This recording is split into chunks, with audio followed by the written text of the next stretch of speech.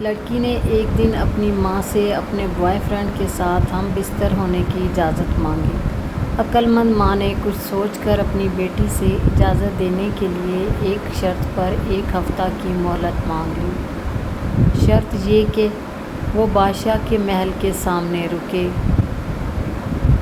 اور جب بادشاہ اپنے قافلہ سمیت محل سے نکلے تو ایک بے ہوش انسان کی طرح خود کو اس کے سامنے گرا دے اور جو گزرے وہ ماں کو سنائے۔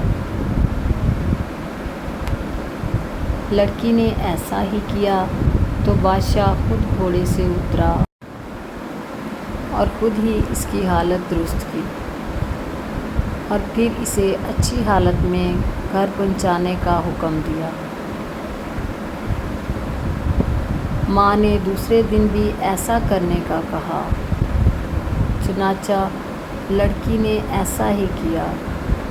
اس دفعہ بادشاہ نے اس کی طرف کوئی توجہ نہیں دی اور اسے اپنے حال پر چھوڑ کر آگے بڑھا۔ وزیر نے بھاگ کر لڑکی کو سنبھالا، اس کی حالت درست کی اور آگے بڑھ گیا۔ تیسرے دن لڑکی نے خود کو وزیر کے سامنے گرایا، لیکن اس دفعہ وزیر نے بھی کوئی توجہ نہیں دی۔ دستے کے کمانڈر نے آگے بڑھ کر اسے سنبھالا دیا۔ چوتھے دن ایسا کرنے پر کسی ایک سپاہی نے سنبھالا کیونکہ کمانڈر نے آج اس کی طرف کوئی توجہ نہیں دی۔ پانچویں دن عام راہی گیر نے اسے اٹھایا۔ چھٹے دن لوگوں نے پاؤں مار مار کر راستے سے ہٹا دیا۔ راہ چلتے بھکاری نے اسے سنبھالا۔ ساتویں دن انسانوں کی بجائے ایک کتا اس کے چہرے کو چاٹنے لگا۔